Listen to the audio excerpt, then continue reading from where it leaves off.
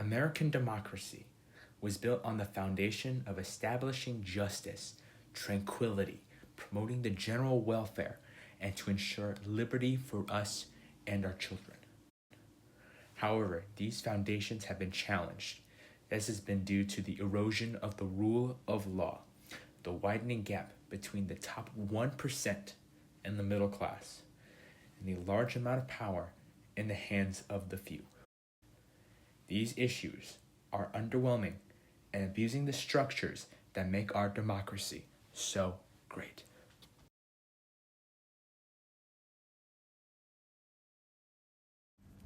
The definition of rule of law is that everyone, including the government, is equally subject to clear, public, and fairly enforced laws which prevent arbitrary power and establishes that no one is above the law.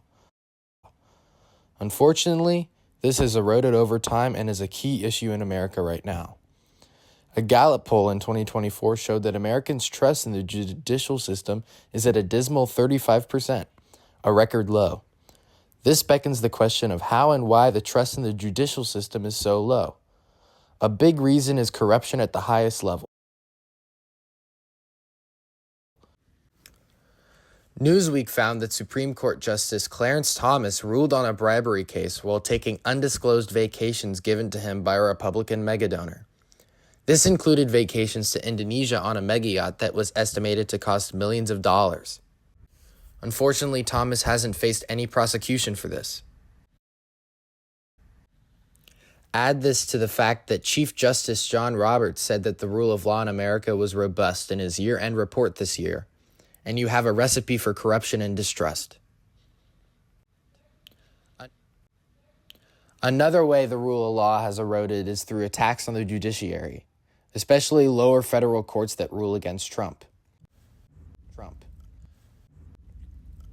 These political attacks are unacceptable in any stable democracy.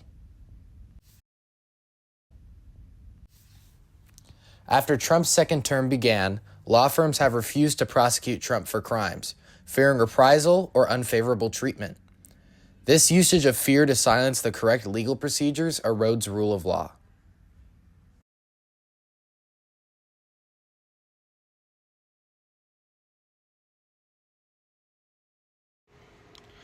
Another problem that plagues American politics is minority rule.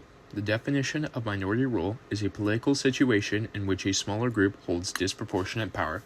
This can be seen in many different ways in the U.S. government. According to NPR, the Senate system is functionally broken due to the fact that by 2040, 70% of the U.S. population will be living in 15 states with 30 senators. This was a problem raised by James Madison about the U.S. Senate. By 2040, 30% of America will represent 70% of the Senate. This, by definition, is minority rule. The Senate is not the only place that holds minority power. It goes from state legislators all the way to the top. The Electoral College is a key factor in forcing minority rule in America. Because of the imbalance of the Senate, rural states are overrepresented in the Electoral College, creating imbalances that can cause candidates to lose even with the popular vote. But minority rule does not come from the systems this country was founded on. Due to the prevalence of lobbying, which was entrenched by the judicial ruling of Citizens United versus FEC, which ruled that no amount of money could legally not be considered corrupt. This means that candidates can essentially be paid millions of dollars to pass legislation favorable to wealthy people. This hoards power in the minority's hands.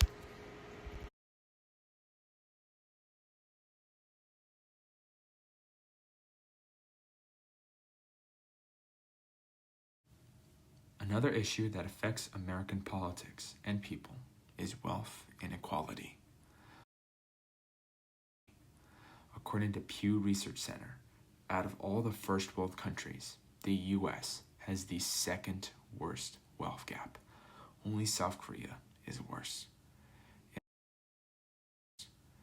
In America, the top 1% have increased their net worth by $34 trillion, according to the Washington Post, and the top 10% owe 68% of the U.S.'s wealth, while the other 90% have only 32% of the nation's wealth.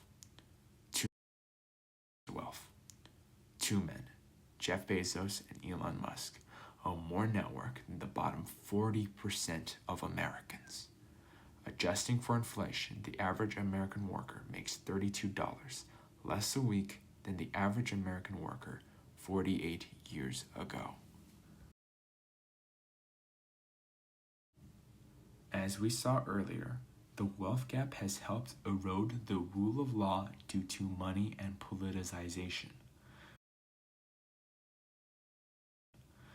The erosion of the rule of law assists in expanding the wealth gap, as structures that remedy the wealth gap, like SNAP, get lost in government shutdowns and funding cuts.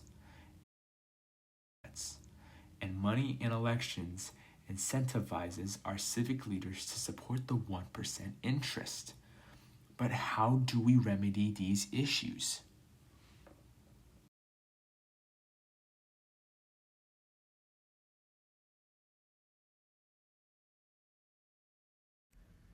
There have been many issues covered in this presentation, but in our poll on these 3 issues, we found that 70% of respondents thought that political lobbying was undermining our institutions and that wealthy people have too much power in our government.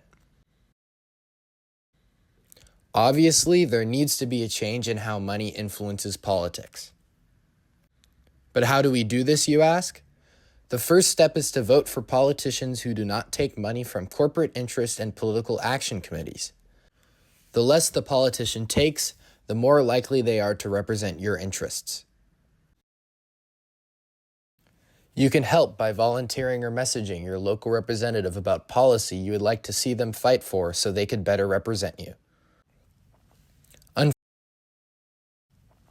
Unfortunately, obvious solutions to the problems we have posed throughout this presentation, like eliminating the filibuster, overturning the Citizens United ruling, or raising the minimum wage, are not likely to occur. In the meantime, the only way these things can ever get close to changing is by using your mind and your vote to elect politicians and legislators who better represent the interests of the people.